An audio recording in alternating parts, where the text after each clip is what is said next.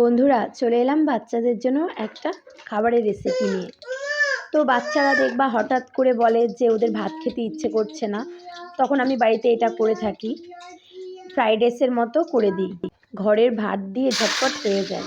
তো দেখো আমি ক্যাপসিকাম ভেজে নিচ্ছি, তার মধ্যে অল্প একটু লবণ দিয়ে, তার মধ্যে আমি ঘিও দিয়ে দিচ্ছি। আর আমি আগে থেকে বিট, গাজর, মটরশুঁটি সব সেদ্ধ করে রেখেছিলাম।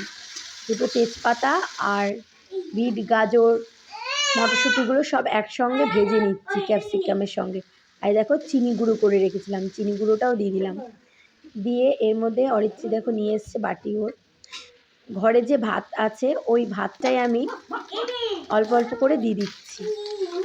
দিয়ে এপিট ওপিট করে ভালো করে একটু ভেজে তার মধ্যে একটু লবণ আর একটু চিনি দিয়ে ফ্রাইড রাইসের মতো, অ্যাকচুয়ালি এটা ফ্রাইড রাইস না, এভাবে বাচ্চারা ভেজিটেবলগুলোও খেয়ে নিচ্ছে ফ্রাইড রাইস মনে করে, কারণ এমনিতে তো সবজি দেওয়া যায় না।